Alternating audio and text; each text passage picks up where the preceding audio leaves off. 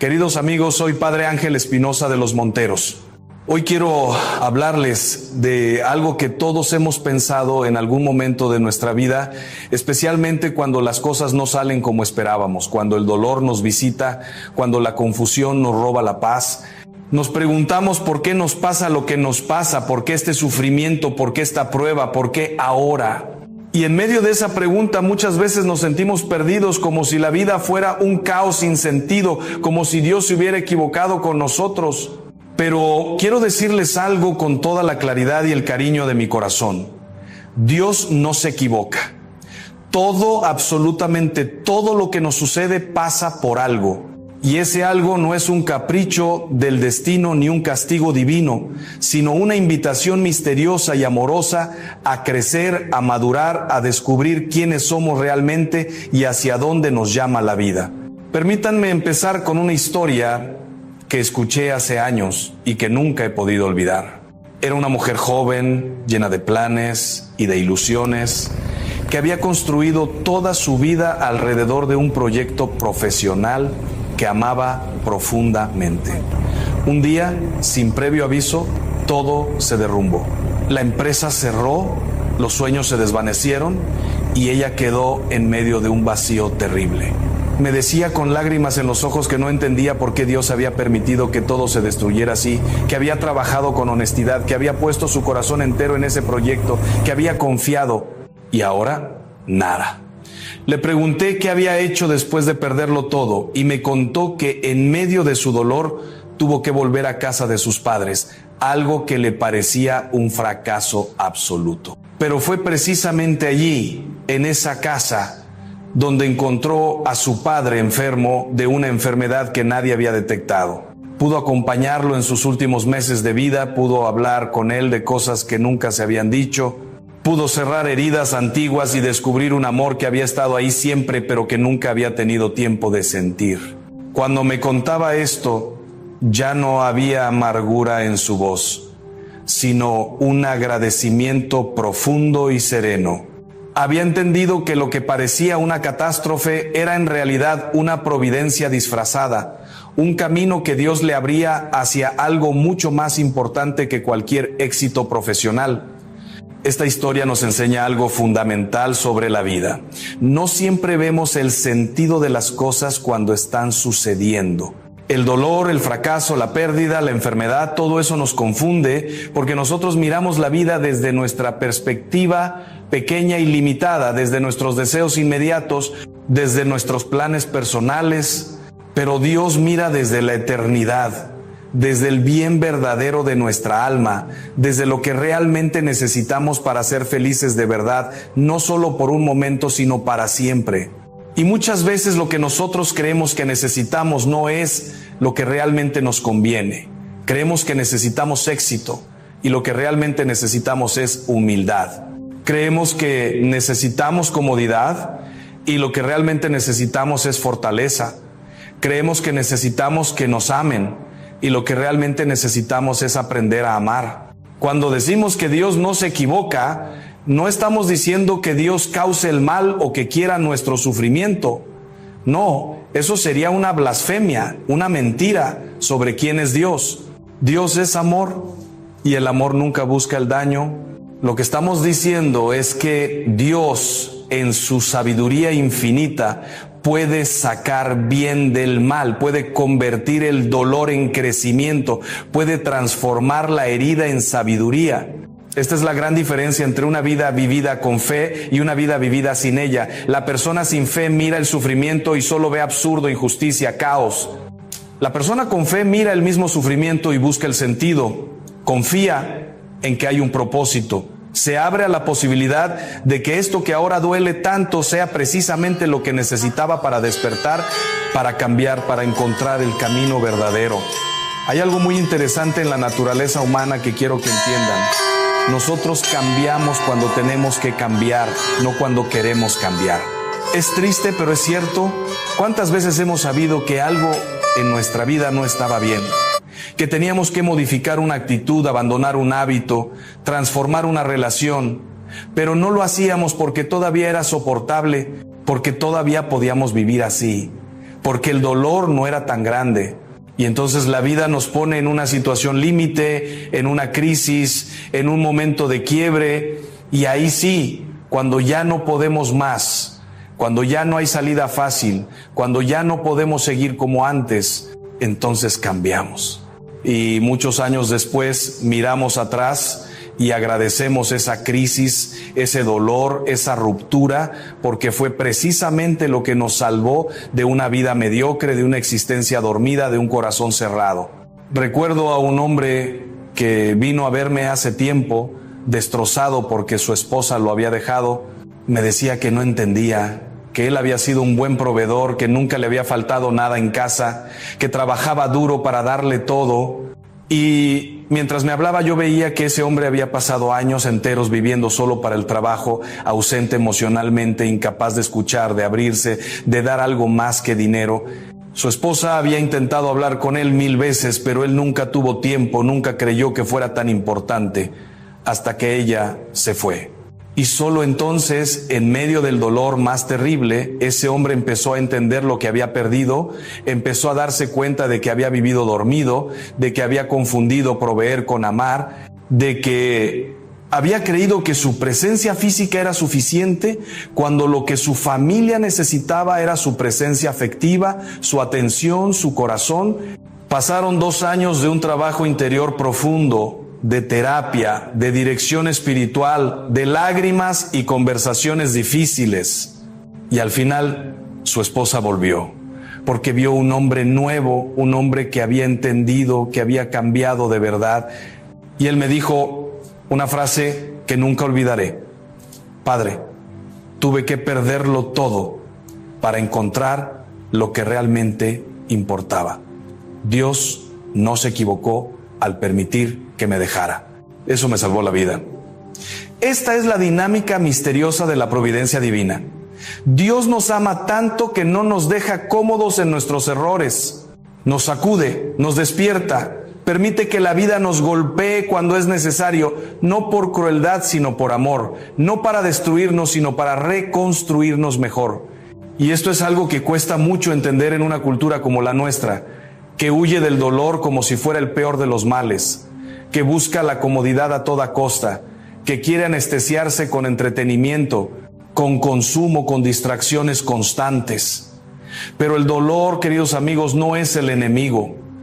El verdadero enemigo es el adormecimiento, la mediocridad, la vida sin sentido, el corazón cerrado. Y muchas veces es precisamente el dolor el que nos abre, el que nos hace crecer, el que nos lleva a la madurez. Ahora bien, entender que todo pasa por algo no significa que debamos quedarnos pasivos ante el sufrimiento, como si fuera simplemente cuestión de aguantar y esperar. No. Cuando la vida nos pone en una situación difícil, tenemos que preguntarnos activamente qué es lo que esta situación nos está pidiendo aprender, qué es lo que necesitamos cambiar, hacia dónde nos está llamando. Porque hay sufrimientos que vienen de fuera y que no podemos evitar, pero hay otros que nosotros mismos provocamos con nuestras decisiones equivocadas, con nuestros miedos, con nuestra cobardía.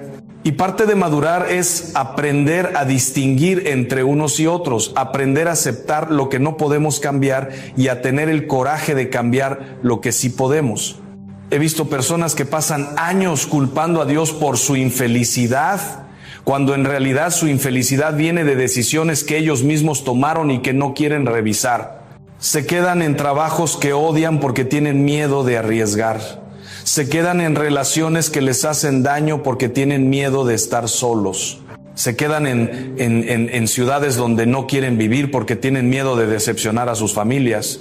Y entonces culpan a Dios, culpan a la vida, culpan a las circunstancias, cuando en realidad lo que necesitan es mirar con honestidad su propia libertad, su propia responsabilidad, su propia capacidad de elegir.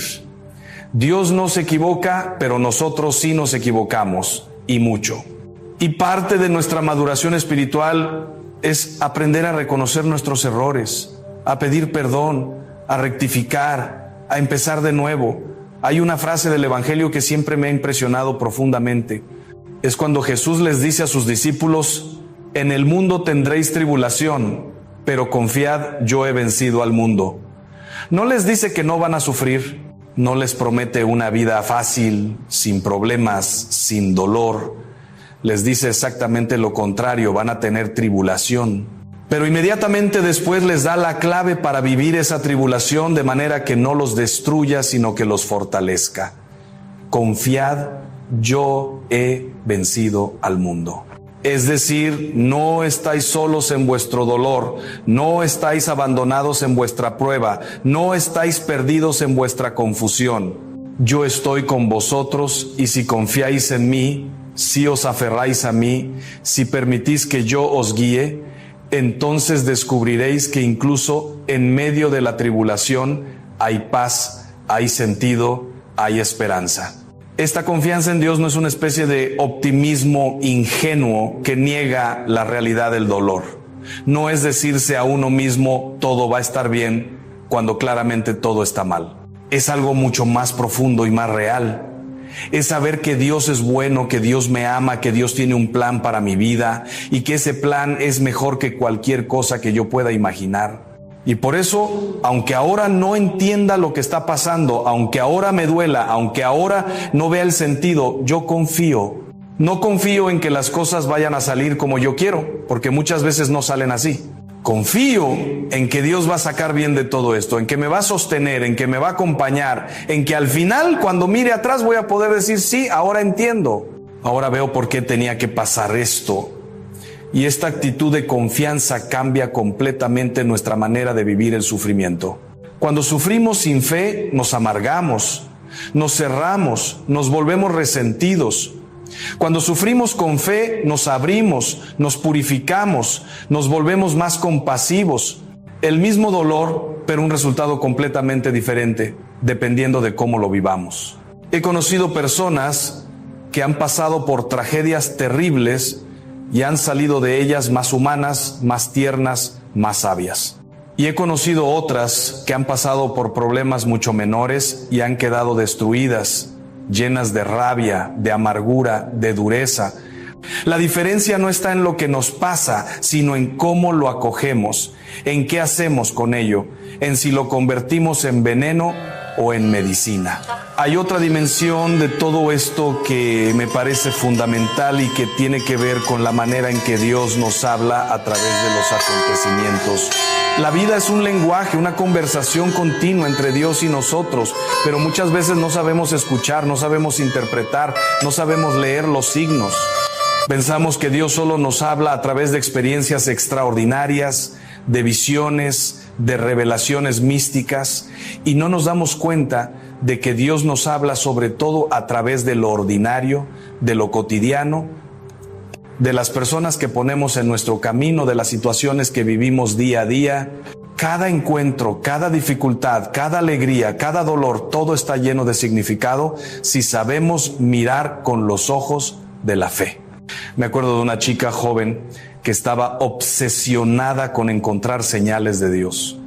Quería que Dios le dijera claramente qué estudiar, con quién casarse, dónde vivir, y pasaba horas rezando, pidiendo señales, esperando respuestas claras y contundentes. Un día le pregunté, ¿y qué te dice tu corazón? ¿Qué te atrae? ¿Qué te da vida? Y me miró sorprendida, como si nunca se le hubiera ocurrido que Dios pudiera hablarle a través de sus propios deseos profundos, de sus propias inclinaciones naturales, de su propia inteligencia y libertad. Había pensado que la voluntad de Dios era algo externo a ella, algo que tenía que descifrar como si fuera un acertijo, cuando en realidad Dios nos habla desde dentro, desde lo más profundo de nuestro ser, desde nuestros anhelos más verdaderos. Y esto nos lleva a algo muy importante. Dios no se equivoca, pero tampoco nos quita la libertad. No nos maneja como marionetas, no nos impone un camino único e inflexible. Nos da orientación, nos da luz, nos da gracia, pero nos deja elegir. Y muchas veces hay varios caminos buenos posibles, varias opciones legítimas, varios modos de vivir nuestra vocación. Lo importante no es tanto acertar con la opción perfecta como vivir cada opción que elegimos con amor, con entrega, con fidelidad, porque Dios puede sacar bien de cualquier camino que nosotros recorramos con honestidad y con apertura a su gracia. He conocido personas que se han pasado años paralizadas por el miedo a equivocarse, esperando la certeza absoluta antes de dar cualquier paso, y esa parálisis les ha robado la vida, porque la vida no es un problema matemático con una única solución correcta. La vida es una aventura, un camino que se hace al andar, una historia que se escribe con cada decisión. Y sí, nos vamos a equivocar, vamos a tomar decisiones que después vamos a lamentar, vamos a elegir caminos que nos van a llevar a callejones sin salida, pero incluso esos errores forman parte de nuestro crecimiento. Incluso esas equivocaciones nos enseñan algo valioso, incluso esos desvíos nos llevan a descubrir cosas que de otro modo nunca habríamos conocido. Lo que realmente importa no es no equivocarse nunca, sino tener la humildad de reconocer cuando nos hemos equivocado, el coraje de rectificar y la confianza de que Dios puede enderezar incluso nuestros caminos torcidos. He visto conversiones maravillosas que han nacido precisamente de grandes caídas. He visto matrimonios que se han salvado después de estar al borde del abismo. He visto vocaciones que han florecido después de años de búsqueda confusa. Y todo esto me confirma una y otra vez que Dios no se equivoca, que en sus manos incluso nuestros errores pueden convertirse en bendición. Ahora bien, hay algo que tenemos que decir con toda claridad.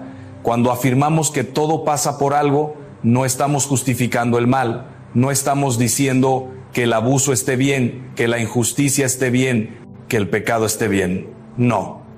El mal es mal y siempre será mal. Pero lo que estamos diciendo es que Dios, que no causa el mal, pero que permite que exista por respeto a nuestra libertad, tiene el poder de sacar bien incluso del mal que otros nos hacen o que nosotros mismos causamos. Esta es la esperanza cristiana, esta es la fe en la resurrección, que la última palabra no la tiene la muerte sino la vida, que la última palabra no la tiene el pecado sino la gracia, que la última palabra no la tiene el dolor sino el amor. Pienso en tantas personas que han sido víctimas de abusos terribles, de violencias espantosas, de injusticias que claman al cielo. Y no, Dios no quería eso, Dios no causó eso, Dios sufre con ellas. Pero he visto algunas de esas personas, después de un proceso largo y doloroso de sanación, convertirse en fuentes de esperanza para otros que sufren, en testimonios vivientes de que es posible sobrevivir y hasta florecer después de la tragedia. Y eso no significa que el mal que sufrieron estuviera bien, significa que ellas, con la gracia de Dios, han sido capaces de no permitir que ese mal las defina, de no permitir que ese mal tenga la última palabra sobre sus vidas. Esta es una de las dimensiones más profundas del cristianismo. La victoria sobre el mal no viene de evitarlo o negarlo, sino de atravesarlo y transformarlo. Jesús no evitó la cruz, la abrazó. No huyó del sufrimiento, lo asumió, y precisamente por eso pudo transformarlo en redención, en salvación, en vida nueva. Y nosotros estamos llamados a hacer lo mismo con nuestros propios sufrimientos, no a buscarlos masoquistamente, no a resignarnos pasivamente, sino a atravesarlos con fe, con esperanza, con amor, sabiendo que si los vivimos unidos a Cristo, esos sufrimientos pueden convertirse en fuente de vida para nosotros y para otros. Hay algo muy hermoso que sucede cuando entendemos de verdad que todo pasa por algo. Dejamos de vivir como víctimas y empezamos a vivir como protagonistas. La víctima siempre está culpando a otros, siempre está esperando que las circunstancias cambien, siempre está resentida con la vida. El protagonista, en cambio, asume su responsabilidad, busca el sentido, pregunta qué puede aprender, decide cómo va a responder, y esa actitud cambia todo. No cambia necesariamente las circunstancias externas, pero cambia radicalmente nuestra experiencia interior de esas circunstancias. Recuerdo a un hombre que perdió su trabajo en medio de una crisis económica terrible. Tenía una familia que mantener, deudas que pagar, responsabilidades que cumplir. Podría haberse hundido en la amargura, en el victimismo, en la desesperación, pero eligió otro camino. Se preguntó qué podía aprender de esa situación, qué oportunidad escondida podría haber ahí.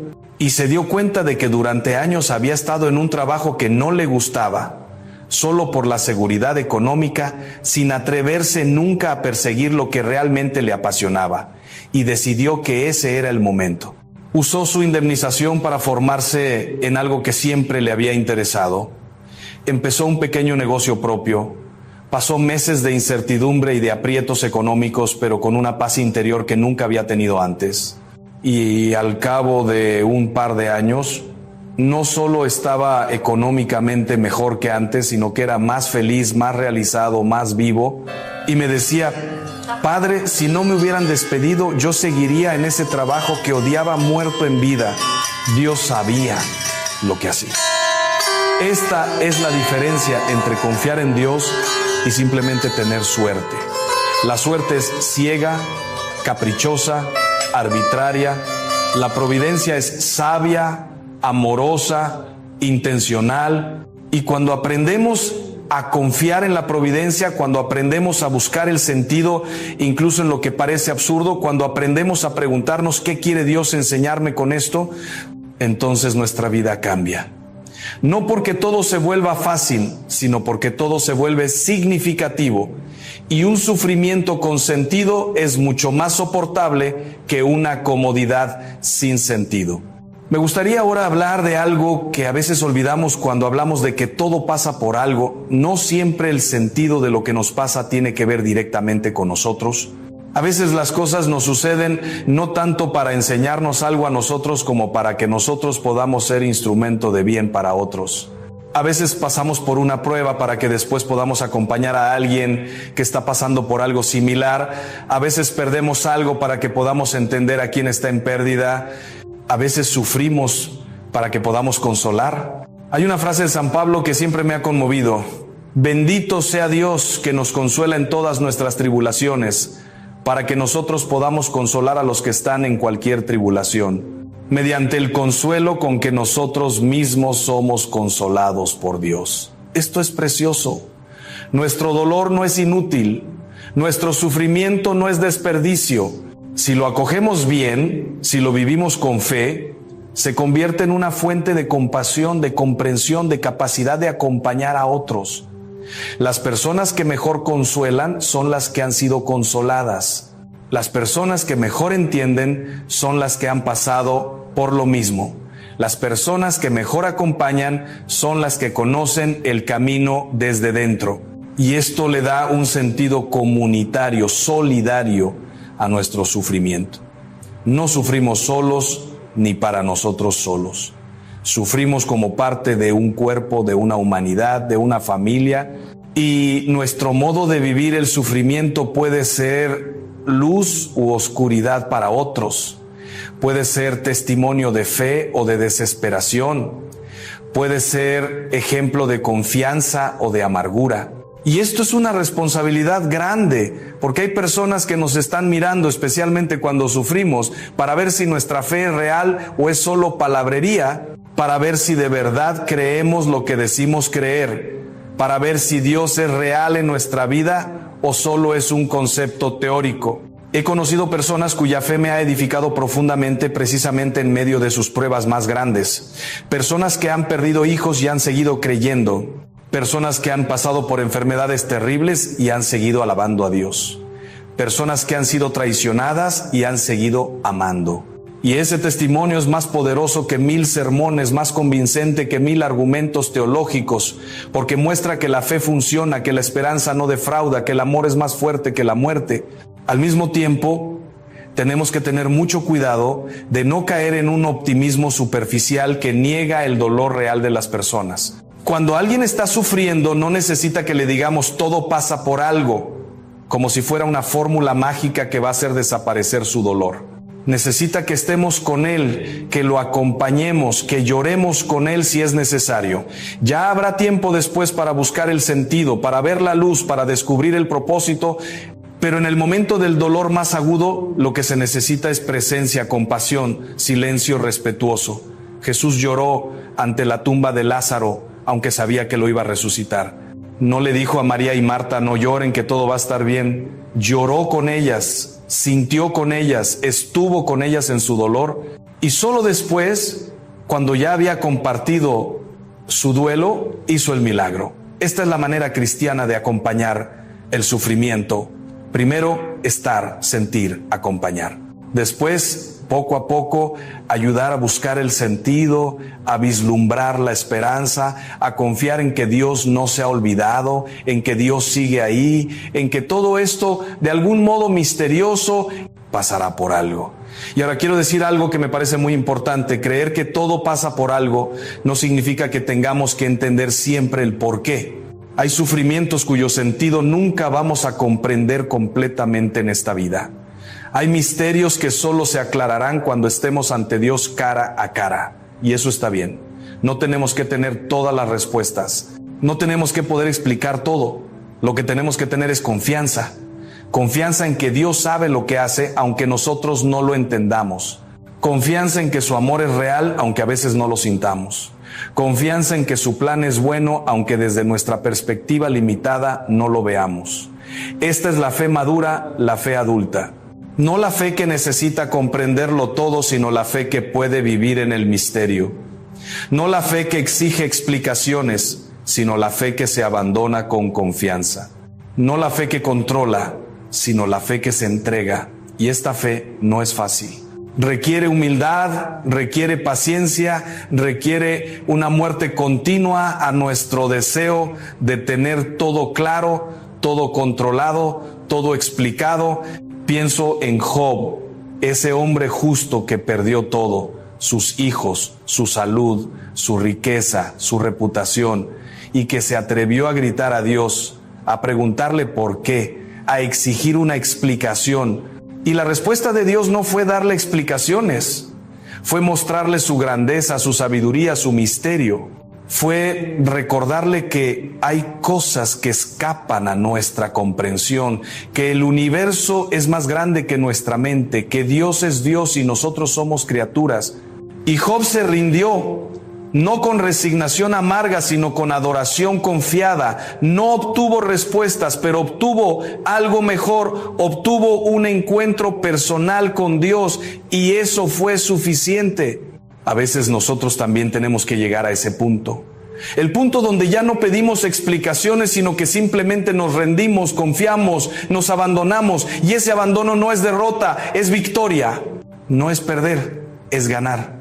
Porque es ahí, en ese abandono confiado, donde experimentamos la paz que sobrepasa todo entendimiento, la paz que el mundo no puede dar, la paz que solo viene de saber que estamos en las manos de un Padre que nos ama infinitamente. Quiero terminar con una reflexión sobre algo que me parece fundamental, la diferencia entre aceptación y resignación. Resignarse es rendirse con amargura, es decir, no hay nada que hacer, así es la vida, ¿qué le vamos a hacer?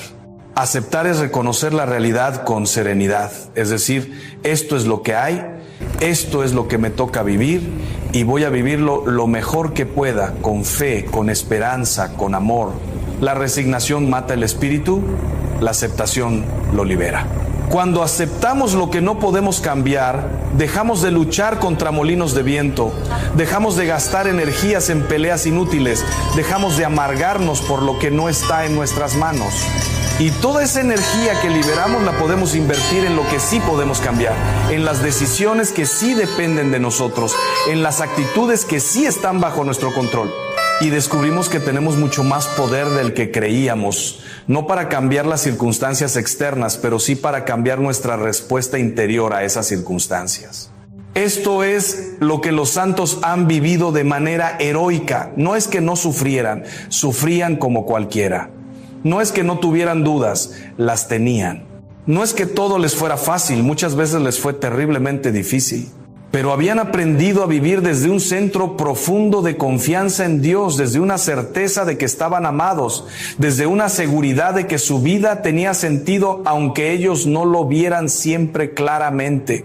Y esa actitud interior les daba una libertad inmensa, una paz profunda, una alegría que ninguna circunstancia externa podía quitarles. Queridos amigos, todo lo que nos pasa, absolutamente todo, tiene la posibilidad de convertirse en camino de crecimiento, en oportunidad de maduración, en invitación a la santidad. no porque el sufrimiento sea bueno en sí mismo, sino porque Dios puede sacar bien de todo, incluso del peor mal. Y nuestra tarea no es entender siempre el por qué, sino confiar en el quién. Confiar en que hay un Dios que nos ama, que nos acompaña, que nos sostiene, que tiene un plan de amor para nuestra vida. Y abandonarnos en sus manos con la confianza de un niño que sabe que su padre nunca lo va a abandonar, nunca lo va a traicionar, nunca se va a equivocar con él. Que esta certeza habite en vuestros corazones y os dé paz en medio de cualquier tormenta. Dios los bendiga. Hay una mujer escuchándome que hace poco soñó con alguien que ya no está, y cuando despertó no fue el sueño lo que la asustó, fue lo real que se sintió, el olor, la voz, la manera exacta en que esa persona la miraba, como si todavía tuviera algo pendiente que decirle, como si hubiera cruzado una frontera invisible nada más para buscarla a ella.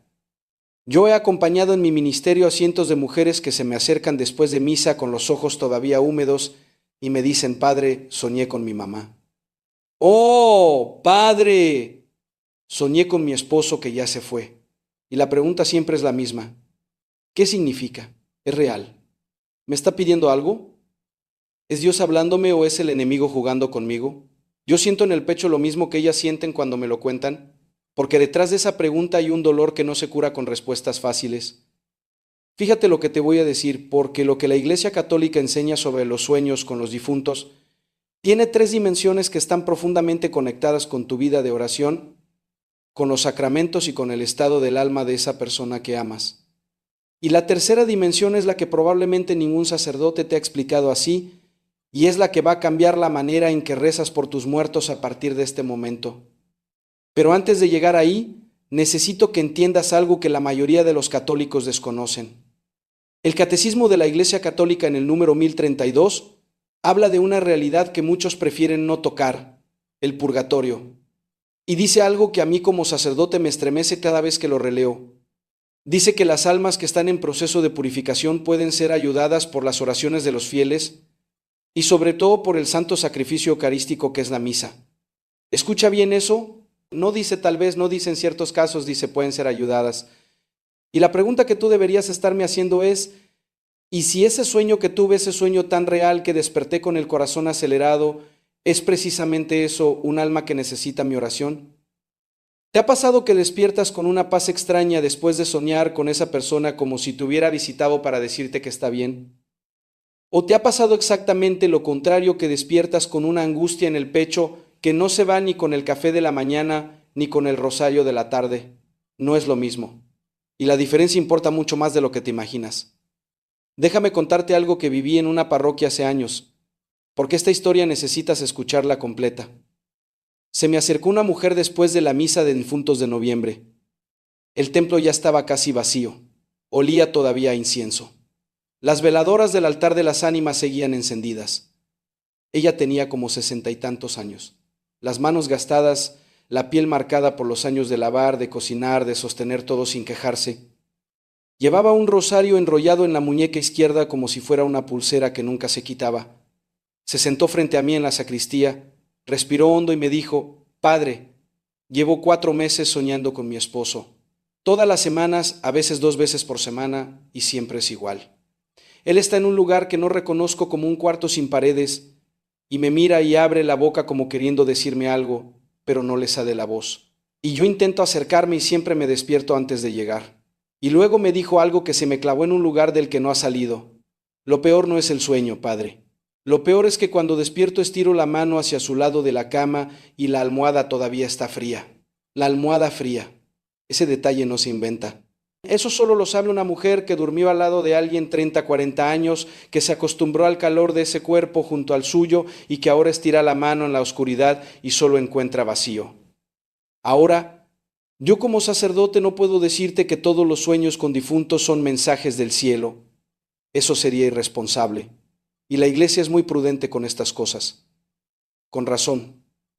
Pero tampoco puedo decirte que esos sueños no significan nada, porque la tradición católica desde los primeros padres de la Iglesia ha reconocido que Dios puede usar los sueños como un medio para hablarle al alma. San Agustín, y fíjate que estoy hablando de uno de los doctores de la Iglesia más grandes de la historia, un hombre que pensó con más profundidad que casi cualquier ser humano que haya existido. San Agustín escribió sobre esto en su obra, El cuidado que se debe tener por los muertos. Él distingue con una claridad impresionante entre los sueños que vienen de nuestra propia mente, de nuestra memoria, de nuestro duelo, de lo que el corazón extraña y aquellos que podrían tener un origen sobrenatural, que podrían ser permitidos por Dios con un propósito. Y la clave que San Agustín da para distinguirlos es esta: el fruto. ¿Qué fruto deja el sueño en tu alma? Si después de soñar con esa persona sientes una urgencia inexplicable de ir a misa, de rezar por su alma, de acercarte al confesionario, de ofrecer una Eucaristía por ella, ese fruto es bueno. Ese fruto tiene el aroma de Dios, porque el Espíritu Santo siempre empuja hacia los sacramentos, hacia la oración, hacia la iglesia, nunca hacia afuera de ella. Pero si después del sueño lo que sientes es miedo, confusión, obsesión, ganas de buscar a alguien que te descifre el sueño, fuera de la iglesia, ganas de hacer cosas que no tienen nada que ver con los sacramentos, ese no es un fruto del Espíritu Santo. Eso viene de otro lado. Y ahí es donde necesitas discernimiento y donde la guía de un buen sacerdote o director espiritual se vuelve fundamental. ¿Sabes qué le pregunté a aquella mujer en la sacristía? Le dije: Señora, ha mandado a celebrar misas por el alma de su esposo. Y ella se me quedó viendo con unos ojos que nunca se me van a olvidar, ojos de sorpresa mezclada con vergüenza, y me respondió: No, padre, yo rezo el rosario todos los días por él, pero misas no. Es que nadie me había dicho que eso servía para algo. Nadie le había dicho. Eso me parte el corazón como sacerdote. Me parte el corazón porque hay una riqueza doctrinal inmensa en la enseñanza de la Iglesia sobre la comunión de los santos, sobre el purgatorio, sobre la eficacia infinita del sacrificio de la misa por las almas de los difuntos. Y muchas mujeres católicas que llevan toda la vida rezando no la conocen. No porque sean ignorantes, eso nunca, sino porque nadie se tomó el tiempo de explicárselas con claridad y con amor. Y eso cambia aquí. Cambia contigo. Cambia ahora. La primera dimensión que necesitas entender es esta. La comunión de los santos no se rompe con la muerte. Cuando recitas el credo y dices creo en la comunión de los santos, no estás hablando nada más de los que estamos vivos aquí en la tierra. Estás proclamando una verdad que abarca 3 estados de la iglesia que siguen conectados como los hilos de un mismo rebozo. La iglesia militante, que somos nosotros los que todavía caminamos en este mundo y peleamos la buena batalla de la fe. La iglesia purgante, que son las almas que murieron en gracia de Dios pero que todavía necesitan ser purificadas. Y la iglesia triunfante, los santos que ya gozan de la presencia plena de Dios. Estas 3 iglesias no están separadas por la muerte, están unidas por el amor de Cristo. Y esa unión es tan real, tan concreta, tan viva como el rosario que llevas en la bolsa o la veladora que prendes cada noche en tu mesita junto a la imagen de la Virgen. Entonces, cuando tú sueñas con tu mamá, con tu esposo, con tu hermana, con tu papá, con tu hijo, en que Dios no lo permita, pero hay mujeres escuchándome que han enterrado un hijo y ese dolor no tiene nombre en ningún idioma humano. Cuando sueñas con alguien que amabas y que ya se fue de este mundo, estás experimentando algo que la Iglesia llama la comunión de los santos en su dimensión más íntima, más personal. No necesariamente un milagro, no necesariamente una aparición sobrenatural, pero sí un eco de esa conexión espiritual que la muerte no tiene poder para destruir. ¿Sabes lo que dice San Pablo en la carta a los Romanos? Escucha esto con atención. Ni la muerte, ni la vida, ni los ángeles, ni los principados, ni lo presente, ni lo futuro, ni ninguna otra criatura podrá separarnos del amor de Dios manifestado en Cristo Jesús, nuestro Señor. Fíjate que pone la muerte primero en la lista. Primero, como diciendo, antes cualquier otra cosa, quiero que sepas que la muerte no puede separarte del amor de Dios. Y si no puede separarte del amor de Dios, tampoco puede cortar del todo el lazo invisible que te une a los que murieron en ese mismo amor. Pero un momento, si eso es verdad, ¿por qué duele tanto la ausencia? ¿Por qué se siente como un hueco en medio del pecho que no se llena con nada, ni con el rosario, ni con la misa, ni con el tiempo? Porque el cuerpo también ama y el cuerpo extraña de una manera que el alma no alcanza a consolar. Tus manos extrañan las manos de esa persona. Tu oído extraña la manera particular en que decía tu nombre. Tu nariz extraña ese olor que era solo suyo, la loción, el jabón, el olor de su ropa limpia colgada en el tendedero. ¿Y eso no es debilidad de fe? ¿Es humanidad? Cristo mismo lloró frente a la tumba de Lázaro. El Hijo de Dios, que sabía perfectamente que iba a resucitarlo, que tenía todo el poder del universo en sus manos, se detuvo y lloró. Porque el dolor de la ausencia es legítimo incluso cuando hay fe, sobre todo cuando hay fe. No dejes que nadie te diga que si lloras es porque no confías en Dios. Eso es mentira. Lloras porque amaste de verdad y el amor verdadero siempre deja una herida abierta cuando se ausenta. Pon atención a lo que sigue, porque aquí entramos en la segunda dimensión y esta es la que menos se predica desde los púlpitos y la que más necesitas entender. El purgatorio no es un castigo. Voy a repetirlo porque hay demasiada confusión con esto. Y la confusión genera miedo y el miedo paraliza. El purgatorio no es un castigo, es una purificación. Es el amor infinito de Dios terminando de limpiar en el alma lo que nosotros no alcanzamos a limpiar mientras vivíamos. Piénsalo así.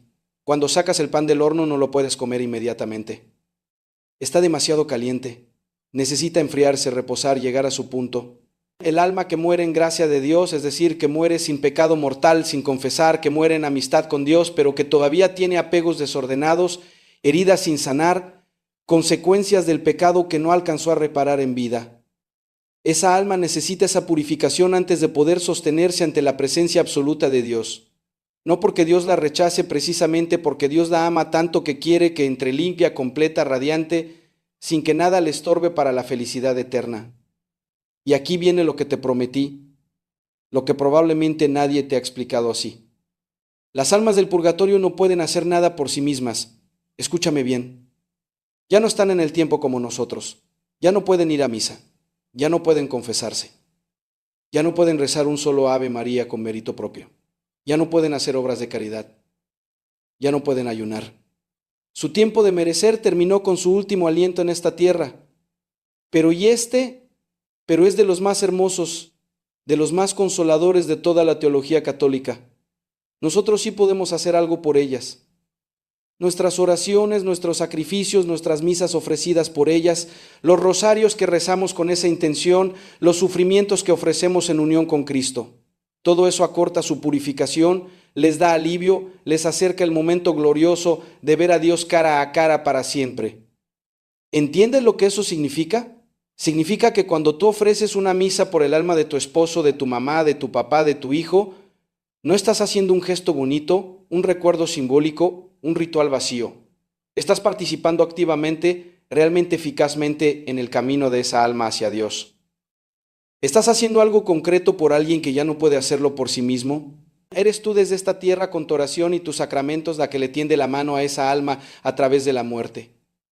Santa Mónica, necesito que conozcas bien esta historia porque tiene que ver contigo más de lo que te imaginas. Santa Mónica fue la madre de San Agustín, ese mismo doctor de la iglesia que te mencioné. Agustín fue un hombre brillante, tal vez el más inteligente de su época, pero durante años fue un hombre completamente desordenado. Vivió en el pecado, siguió herejías, se alejó de la iglesia, llegó una vida que rompía el corazón de su madre cada día y Mónica rezó por él.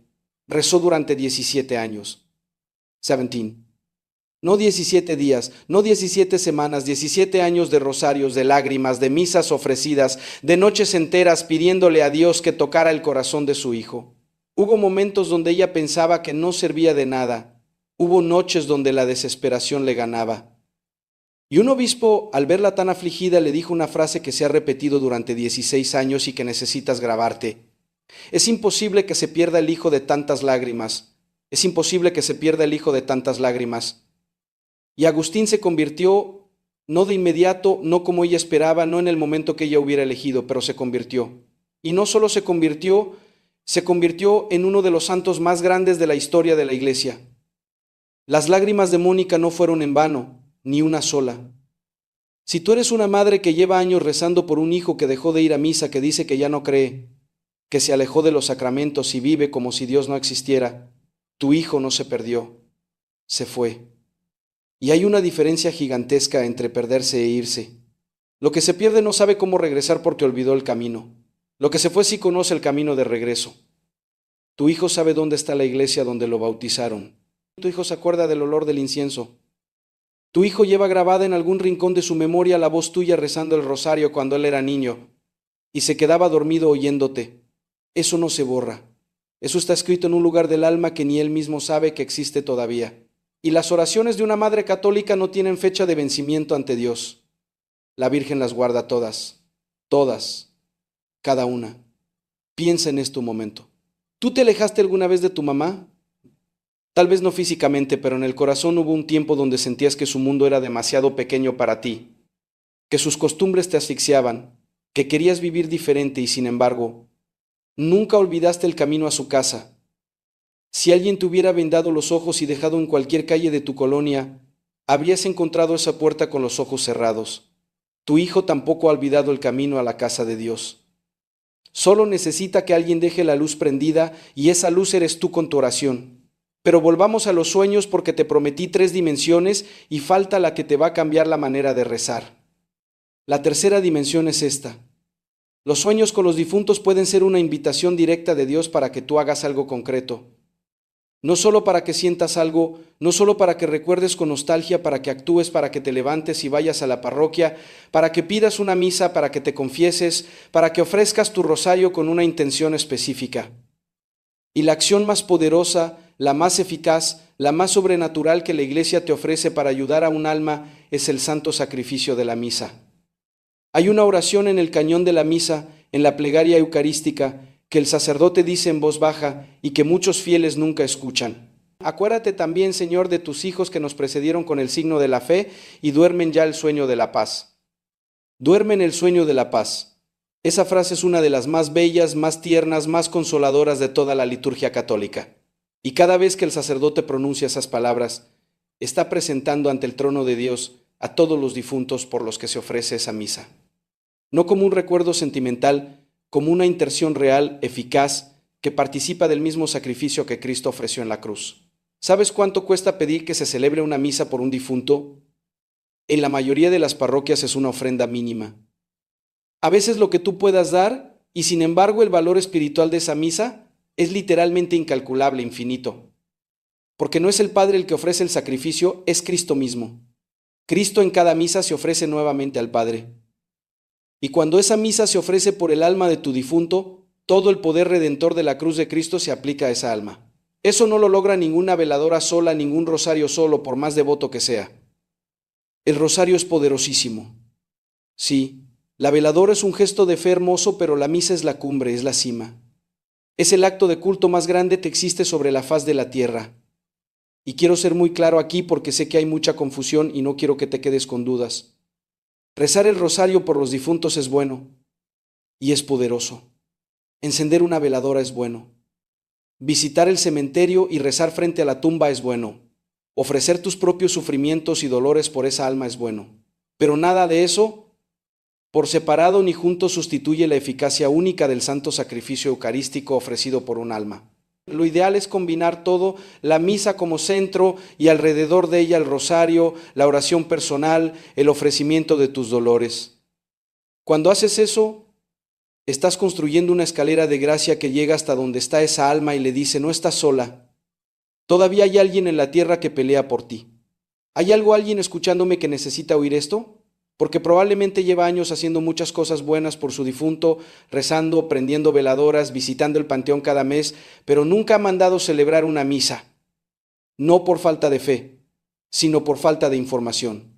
Y eso es lo más doloroso, porque la herramienta más poderosa que la Iglesia le da a una mujer católica para ayudar a un alma estaba ahí.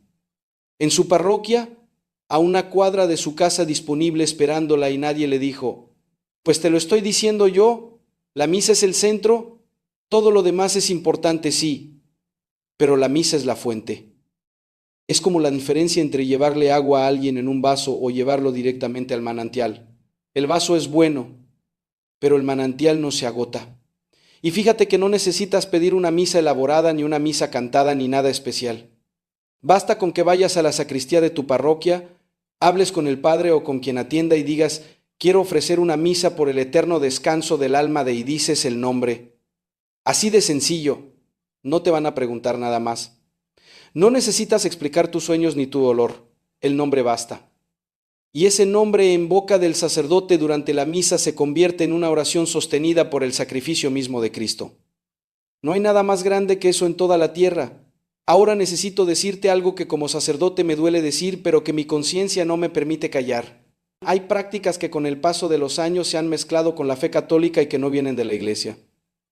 Vienen de la superstición, del miedo, de la desesperación humana, poner vasos de agua para los muertos, hacer altares que mezclan lo sagrado con lo que no es sagrado, buscar a personas que dicen poder comunicarse con los difuntos o traer mensajes del otro lado, consultar cartas, sueños interpretados fuera de la fe, rituales que no son sacramentos.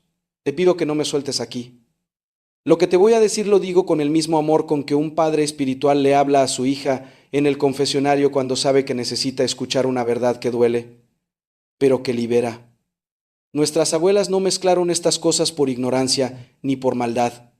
Lo hicieron porque les tocaron tiempos difíciles, porque el sacerdote no siempre estaba disponible, porque el dolor era más grande que la instrucción que habían recibido y agarraban fuerza y consuelo de donde podían. La Virgen honra ese corazón. Dios ve la intención, pero a ti aquí la Iglesia te está dando la oportunidad de quedarte con lo bueno, con lo verdadero, con lo que realmente ayuda a las almas y de soltar lo que nunca debió estar ahí. Porque esas prácticas no solo no ayudan al alma de tu difunto, pueden abrir puertas espirituales que después cuesta mucho trabajo cerrar. No te lo digo para asustarte, te lo digo para protegerte. La Iglesia te da todo, absolutamente todo lo que necesitas para ayudar a tus difuntos. Los sacramentos, el rosario, la intercesión de la Virgen y los santos, la oración personal. No necesitas buscar fuera lo que Dios ya puso dentro de tu parroquia. ¿Sabes qué le dije a aquella mujer en la sacristía, la del rosario en la muñeca? Le dije, vamos a hacer algo juntos. Esta semana vamos a celebrar una misa por el alma de su esposo. Usted va a estar presente, sentada en la primera banca, y cuando yo levántela en la consagración, usted va a cerrar los ojos y le va a decir al Señor desde lo más hondo de su corazón, te lo entregó. Cuídalo tú, porque yo ya hice todo lo que podía hacer desde aquí. Ella me miró como si le hubiera dado permiso para algo que necesitaba hacer desde hacía meses y me dijo algo que me reveló la profundidad de lo que cargaba. Padre, es que yo siento que si dejó de sufrir por él, lo estoy abandonando como si mi dolor fuera la prueba de que todavía lo quiero. Y ahí entendí algo que necesito que tú también entiendas, porque probablemente sientes lo mismo sin haberlo puesto en palabras. Hay una mentira que el dolor nos cuenta y que suena a verdad, que si dejas de sufrir, dejas de amar, que tu sufrimiento es lo que te mantiene conectada a esa persona, que soltar el dolor es soltar a quien amas. Eso no viene de Dios. Dios nunca pide que te destruyas para demostrar que amas. Dios te pide que transformes ese dolor en oración, en misa, en ofrenda. No que lo cargues como cadena, sino que lo pongas en el altar como incienso que sube al cielo. Soltar el sufrimiento no es olvidar, es confiar. Es decirle a Dios, yo amé con todo lo que tenía. Ahora te toca a ti cuidar lo que yo ya no puedo alcanzar. Le dije eso a aquella mujer y vi como algo se movió detrás de sus ojos, como si una puerta que llevaba cerrada mucho tiempo empezara a ceder. Y así lo hicimos. Ella vino a la misa de entre semana. Un martes a las 7 de la mañana, el templo estaba casi vacío. Olía a cera y a flores frescas. Las bancas de madera vieja crujían con el frío de la mañana. Ella se sentó en la primera banca con su rosario apretado entre las manos, el delantal todavía puesto debajo del suéter porque había salido de la cocina directo a la iglesia. Y cuando llegó la consagración, cuando levantéla y dije las palabras que Cristo nos dejó, esto es mi cuerpo que será entregado por ustedes.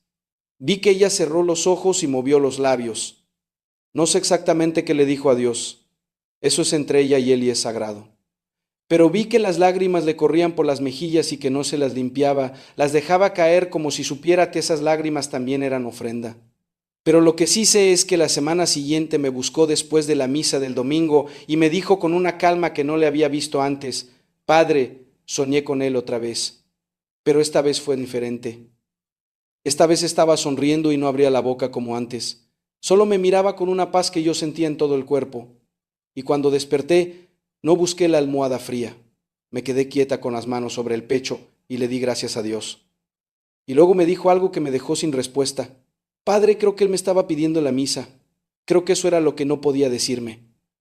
No me corresponde a mí decirte con certeza que eso fue un mensaje directo del cielo. La iglesia es prudente y yo como sacerdote estoy obligado a ser prudente. pero sí me corresponde decirte que el fruto fue bueno. Paz, no miedo, no confusión, no obsesión. Paz profunda, paz que se siente en el cuerpo, paz que solo Dios puede dar. Y donde hay paz verdadera, ahí estuvo la mano de Dios. Quiero hablar directamente contigo, con la que está escuchando esto y tiene algo atravesado en el pecho que no ha podido soltar en meses, en años, tal vez en décadas. Tal vez no es solo un sueño, tal vez es una culpa, algo que no le dijiste a esa persona antes de que se fuera, un perdón que no pediste a tiempo, un te quiero que se te quedó atorado en la garganta y ahora te ahoga de noche. Palabras que se te pudrieron adentro porque nunca encontraron la salida y cargas con eso todos los días como si fuera una piedra cocida por dentro del pecho. Una piedra que nadie ve, pero que tú sientes cuando respiras, cuando te arrodillas en misa, cuando te quedas sola en la cocina y no hay nadie a quien contarle. Escucha lo que te dice el Señor a través del profeta Isaías. Yo soy el que borro tus transgresiones por amor de mí mismo, y no me acordaré más de tus pecados. No dice tal vez, no dice si te lo mereces, no dice cuando hayas sufrido suficiente. Dice, yo soy el que borro, él no tú. Tú no tienes que borrar esa culpa, no puedes borrarla sola. Por eso existe el sacramento de la reconciliación. Por eso existe la confesión, para que pongas en palabras lo que te destruye por dentro y escuches de la boca de un sacerdote que en ese momento actúa en la persona de Cristo las palabras más poderosas del universo. Yo te absuelvo. Y fíjate que Dios no dijo, no me acordaré de tus pecados si rezas suficientes rosarios para compensar. No le puso condición, no le puso penitencia previa, dijo, no me acordaré. Punto, porque la misericordia de Dios no funciona como un tribunal humano donde tienes que presentar pruebas de que ya sufriste lo suficiente. Funciona como el abrazo de un padre bueno que ve a su hija regresar por el camino de terracería con los zapatos rotos, la ropa sucia, la cara llena de lágrimas y no le pide explicaciones ni le dice, ya ves, te la advertí. Le abre los brazos y la sostiene hasta que deja de temblar. Como sacerdote, yo también he tenido madrugadas donde me quedo solo frente al sagrario, en el silencio del templo vacío, y le digo al Señor, ¿me escuchas? ¿Estoy haciendo lo suficiente? ¿O estoy hablando tanto de ti que ya no te dejo hablarme a mí? No te digo esto para que me tengas lástima ni para hacerme el humilde. Te lo digo para que sepas que la duda no es pecado. La duda es parte del camino de todo creyente. Hasta los santos más grandes de la Iglesia tuvieron noches oscuras del alma donde Dios parecía haberse ido. Santa Teresa de Ávila, una de las más grandes místicas de la historia, pasó años enteros sin sentir absolutamente nada en la oración. Años de desequedad interior, de sentarse frente al Santísimo y no escuchar nada, de rezar el oficio y sentir que las palabras se le caían de la boca sin llegar a ningún lado. Y siguió rezando, siguió yendo a misa, siguió comulgando, no porque sintiera algo, sino porque creía algo. Y esa fe seca, esa fe de noches largas y silencios pesados, esa fe que no siente nada pero sigue de rodillas ante el sagrario, esa es la fe más fuerte, la más probada, la más preciosa ante Dios. Y fíjate en algo que me parece que tiene mucho que ver con lo que tú estás viviendo.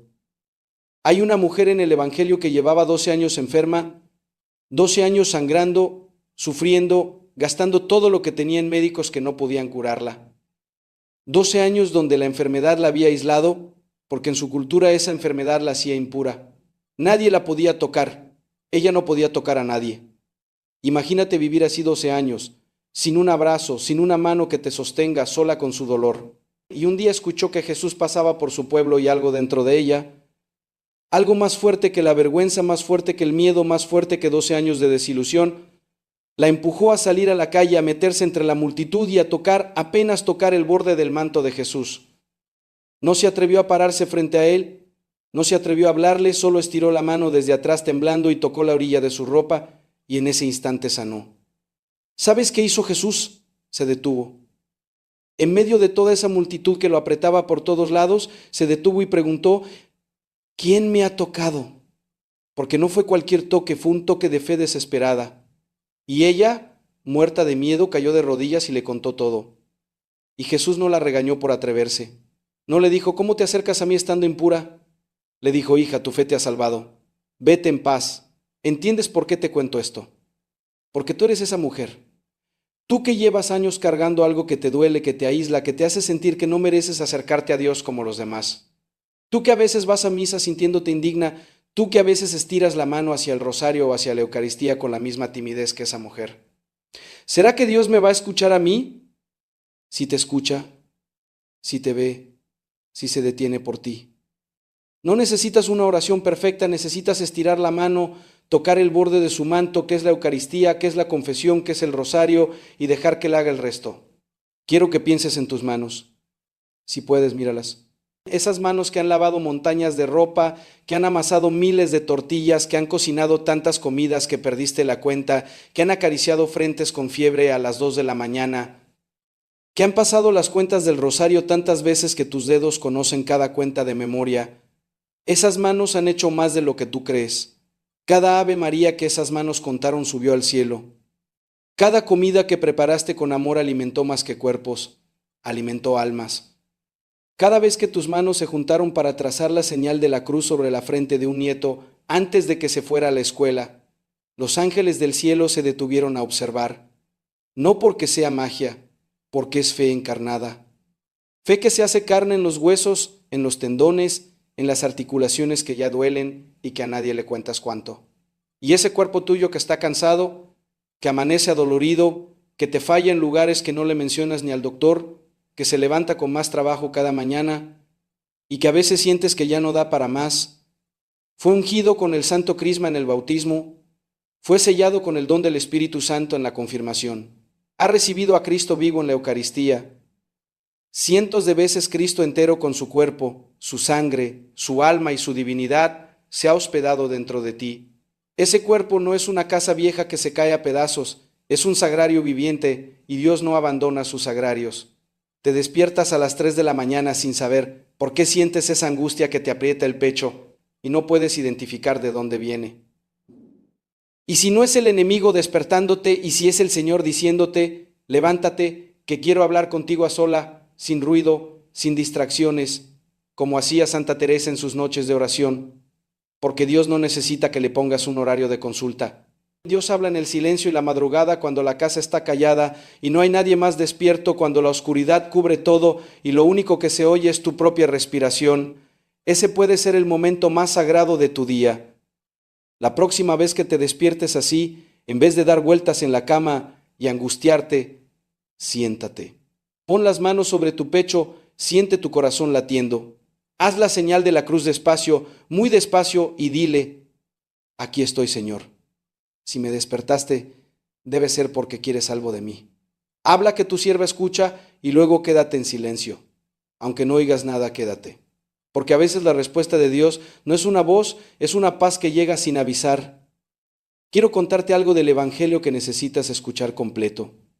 En el Evangelio de San Juan, cuando Jesús llega a Betania después de la muerte de Lázaro, su amigo querido Marta sale corriendo a su encuentro. Imagínate la escena. 4 días de velorio, la casa llena de gente llorando, el olor a muerte que ya se siente. Y Marta, con toda la rabia y toda la fe mezcladas en una sola frase, le dice a Jesús, Señor, si hubieras estado aquí, mi hermano no habría muerto. Escucha el reclamo dentro de la fe. No está negando que Jesús es el Señor. Está gritándole precisamente porque cree en Él. ¿Dónde estabas? Te mandé a llamar, te pedí que vinieras y no llegaste a tiempo. ¿Cuántas veces le has dicho eso a Dios? Si me hubieras escuchado cuando te pedí que lo sanaras, si hubieras intervenido cuando todavía había tiempo, si no te hubieras tardado. Y Jesús no la regañó, no le dijo, mujer, ¿cómo te atreves a reclamarme? No la corrigió teológicamente. Le dijo con ternura, tu hermano resucitará. Y después hizo algo que te debería dejar sin aliento. Lloró. Que él que iba a resucitar a Lázaro en 5 minutos se detuvo a llorar primero. El Todopoderoso eligió llorar antes de actuar. ¿Por qué? Porque antes de dar la solución valida el dolor. Antes de hacer el milagro acompaña el llanto. Eso es lo que Cristo hace contigo cada vez que lloras frente al Santísimo. No te pide que dejes de sentir, te pide que lo dejes estar contigo mientras sientes. Y luego levantó la voz y dijo, Lázaro, ven fuera. Y el que llevaba 4 días muerto, envuelto en vendas, en la oscuridad de un sepulcro de piedra, salió caminando. Vivo. ¿Sabes lo que Jesús no hizo? No borró los 4 días de luto. No pretendió que el dolor de Marta y María no había sido real. No dijo, no lloren. Todo fue un malentendido. Lo que hizo fue transformar el dolor. Lo que era final se volvió pausa. Lo que era tumba se volvió puerta. Lo que era el punto final de la historia se convirtió en coma en un todavía no termina. Y eso es exactamente lo que Dios hace con tus muertos. No borra la ausencia, no te quita el dolor, pero transforma lo que parecía definitivo en esperanza. Porque la muerte para un católico nunca es el fin de la historia. Es el paso, es el tránsito, es la puerta estrecha y oscura por la que hay que pasar para llegar a la luz que no se apaga. Y hay algo más que necesitas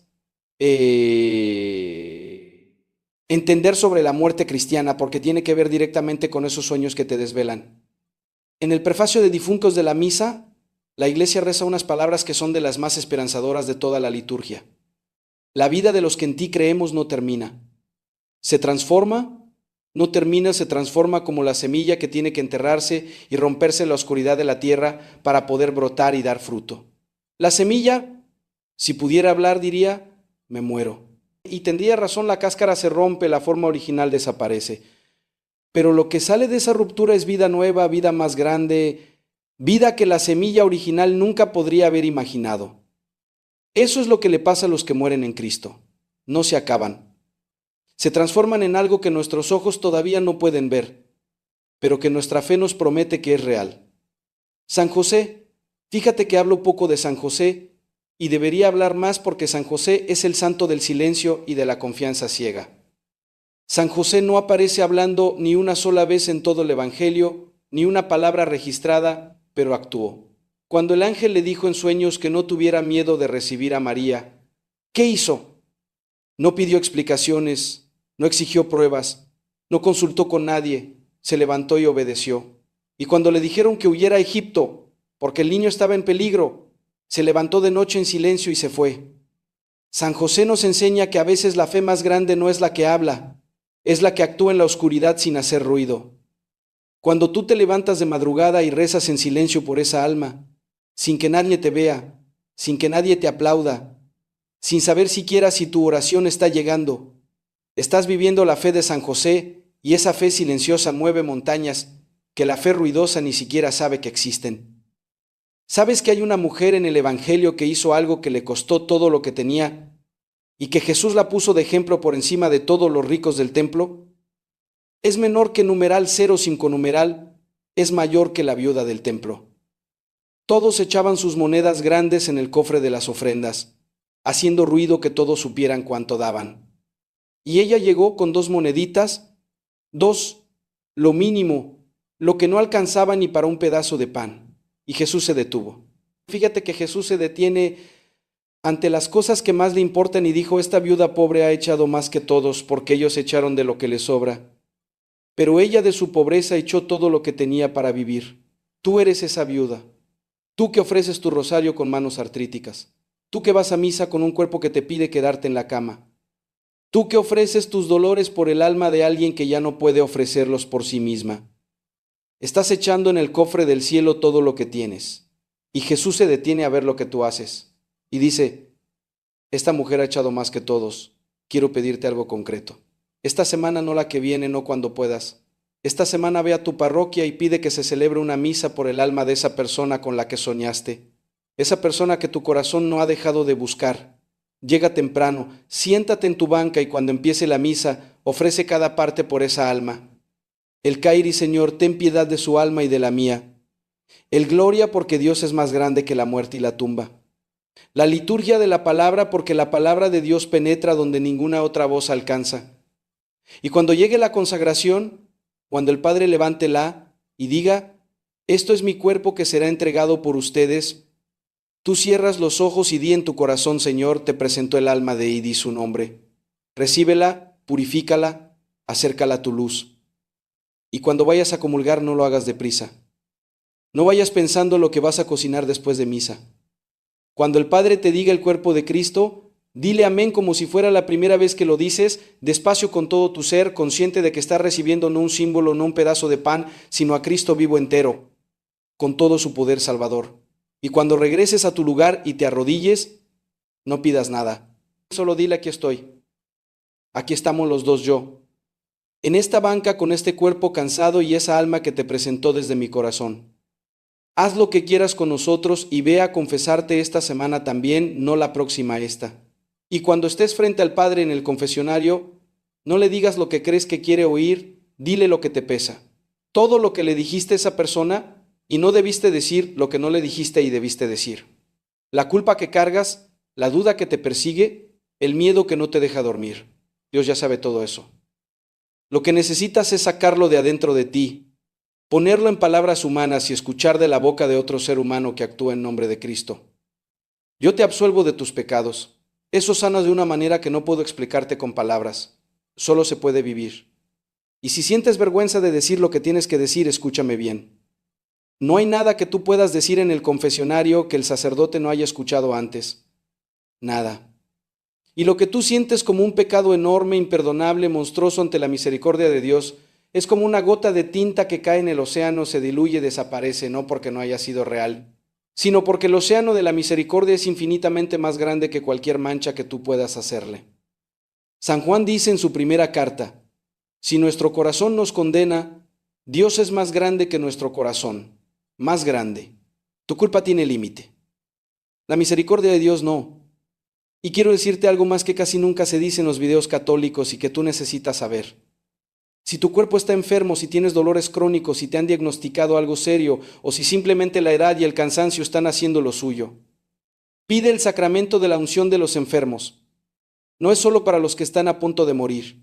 Eso es un malentendido que ha privado a muchos fieles de una gracia enorme. El sacramento de la unción es para cualquier fiel que esté en peligro de muerte por enfermedad o vejez. Y lo que hace ese sacramento es fortalecer el alma, dar paz interior y unir tus sufrimientos a los de Cristo en la cruz para que tengan valor redentor. Cuando te ungen las manos y la frente con el óleo de los enfermos, tus dolores dejan de ser dolores vacíos, se convierten en ofrenda, se convierten en oración. Cada punzada, cada noche sin dormir, cada vez que tu cuerpo te dice, ya no puedo, si está unido a Cristo por el sacramento, se convierte en gracia que puede ayudar a las almas de tus difuntos. ¿Te imaginas eso? Que tu propio sufrimiento ofrecido con fe pueda ser el instrumento que Dios use para acercar a esa alma que amas a la luz eterna. Y cada vez que reces el rosario antes de empezar, di, Virgen Santísima, Madre de Misericordia, te ofrezco este rosario por el eterno descanso del alma de y dice su nombre. No necesitas una fórmula elaborada. La Virgen no necesita que le hables bonito, necesita que le hables de verdad. Ella que sostuvo el cuerpo muerto de su hijo en sus brazos. Ella que sabe lo que es sentir ese peso terrible del amor, que ya no puede abrazar lo que ama. Ella entiende perfectamente lo que sientes. María se quedó al pie de la cruz cuando todos se habían ido. Cuando Pedro negó 3 veces, cuando Judas traicionó, cuando los discípulos corrieron muertos de miedo, ella se quedó de pie, no sentada, no desmayada, no huyendo, de pie al pie de la cruz, porque el amor de una madre no huye cuando duele, se planta. Cuando tú rezas por tu difunto, cuando ofreces misas por su alma, cuando te levantas de madrugada y en vez de angustiarte tomas el rosario entre tus manos y empiezas a pasar las cuentas, estás haciendo lo que María hizo en el Calvario. Te estás plantando frente a la muerte y diciendo, no me voy a mover de aquí hasta que sepa que esta alma está segura con Dios. Quiero que hagas algo conmigo donde quiera que estés. No importa si estás en tu cama, en la cocina, en el autobús, en el carro, esperando a alguien. Haz la señal de la cruz despacio en el nombre del Padre, del Hijo y del Espíritu Santo. Amén. Pon tus manos sobre tu pecho. Siente tu corazón. Ese latido que sientes es la prueba de que Dios todavía tiene planes contigo. Cada latido es un regalo que no pediste y que no te ganaste. Un segundo más de gracia, un segundo más para amar, para perdonar, para ofrecer, para rezar por los que ya se fueron. Cierra los ojos. Piensa en esa persona, no en el dolor de su ausencia. Piensa en su rostro. Mírala como la viste en el sueño. No tengas miedo. Si Dios permitió que la vieras, confía en Él y dile al Señor, Señor Jesús, tú que lloraste frente a la tumba de Lázaro, tú que conoces el peso de la ausencia, tú que sentiste el dolor de la muerte en tu propia carne en la cruz.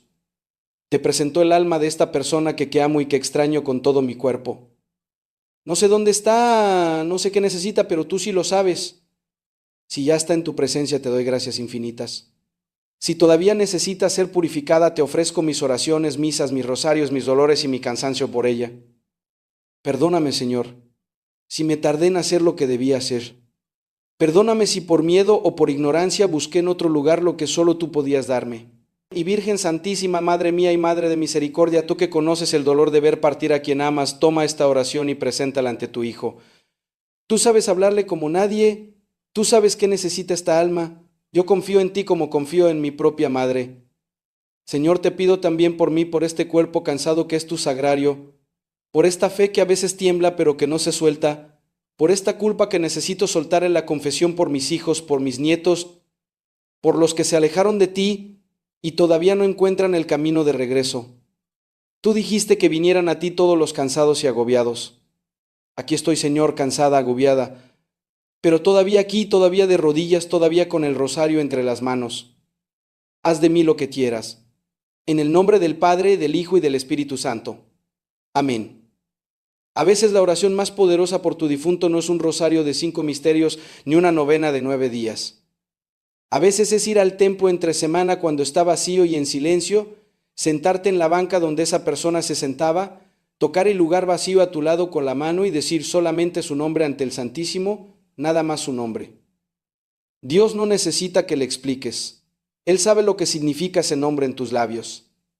Él sabe todo lo que cargaste, todo lo que no pudiste decir, todo lo que dejaste pendiente y recibe el nombre como una oración completa, porque en el fondo lo es. Santa Teresa escribió que hay oraciones que no necesitan palabras, que basta con estar delante de Dios en silencio y dejar que Él lea lo que el corazón no sabe decir. Esa presencia silenciosa, mi hija, esa fe que se queda arrodillada cuando todo adentro grita, que no sirve de nada, vale más ante Dios que 1000 palabras bonitas dichas sin corazón. Quiero decirte algo que tal vez nadie te ha dicho y que necesitas escuchar con el alma abierta. Tu vida ha servido para algo. Sé que a veces te preguntas, sé que hay noches donde miras hacia atrás y te parece que podrías haber hecho más, que debiste haber sido mejor madre, mejor esposa, mejor hija, mejor católica, que los errores te pesan más que los aciertos, que cuando barres la casa sientes que también estás barriendo los años y que el montón de polvo que sacas por la puerta se parece demasiado al tiempo que ya no vas a recuperar. Pero déjame decirte lo que yo veo cuando miro una vida como la tuya. Veo una mujer que sostuvo una familia entera sobre sus hombros. Veo a alguien que preparó miles de comidas sin que nadie le dijera gracias. Veo unas manos que tendieron ropa al sol y que al mismo tiempo, sin saberlo, estaban tendiendo la fe para que se secara el aire y se la pudieran poner sus hijos. Veo una mujer que cada domingo se levantó temprano, se vistió, fue a misa, se hincó, comulgó, regresó a su casa y siguió sirviendo. Domingo tras domingo, año tras año, sin aplausos, sin reconocimiento, sin que nadie le tomara una foto y le dijera, lo que estás haciendo es heroico, porque eso es lo que fue. Eloísmo callado, santidad de cocina y de banca de iglesia, la santidad que no sale en los libros, pero que sostiene el mundo. Dios te escucha cuando rezas el rosario en la madrugada. Dios te escucha cuando rezas sin ganas solo porque le prometiste que lo harías. Dios te escucha cuando lo único que puedes hacer es apretar el crucifijo contra tu pecho y llorar sin palabras. Dios te escucha cuando le reclamas. Dios te escucha cuando dudas. Dios te escucha cuando le dices ya no puedo más. Y no se ofende y no se aleja y no te castiga por ser humana. Se acerca porque así es Él. Se acerca a los rotos, a los cansados, a los que ya no tienen fuerzas ni para pedir ayuda. Ese es el Dios que adoramos. El que no espera que estés limpia para abrazarte, te abraza para limpiarte. Quiero terminar con algo que me dijo un sacerdote anciano de esos que huelen a incienso y a santidad sin presumirlo. Cuando yo era joven en el seminario y no entendía todavía muchas cosas, me dijo, Arturo, nunca subestimes las lágrimas de una madre católica. Cada lágrima que una madre derrama rezando por los suyos se convierte en una gota de agua bendita que cae sobre ellos, aunque estén al otro lado del mundo, aunque estén al otro lado de la muerte. Tus lágrimas no son debilidad, son oración líquida. Son la forma que tiene tu cuerpo de decirle a Dios lo que las palabras ya no alcanzan. Y Dios recoge cada una. El Salmo lo dice con una ternura que sobrecoge. Tú llevas la cuenta de mis desvelos y recoges mis lágrimas en tu odre.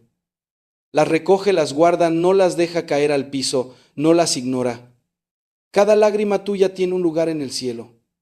La próxima vez que sueñes con esa persona que amas y que ya no está, no tengas miedo, despierta con calma, haz la señal de la cruz. Di su nombre y luego di, Señor, si esta alma necesita algo de mí, aquí estoy. Mándame a la misa, mándame al confesionario, mándame al rosario, pero no me dejes quieta, porque el amor no descansa ni siquiera cuando la muerte se mete en medio. Y cuando la angustia quiera ganar, cuando la noche se ponga pesada y la soledad te rodee como agua oscura, recuerda esto. La oscuridad le tiene miedo a una mujer católica que reza el rosario de madrugada con lágrimas en los ojos. Que Dios Todopoderoso te bendiga y te guarde, que haga resplandecer su rostro sobre ti y te conceda su paz. Que las almas de todos los fieles difuntos, por la infinita misericordia de Dios, descansen en paz. En el nombre del Padre, del Hijo y del Espíritu Santo. Amén. Si algo de lo que escuchaste te tocó el corazón, cuéntamelo en los comentarios. Una palabra basta, lo que sientas, lo que necesites decir. Este es un lugar seguro para decirlo.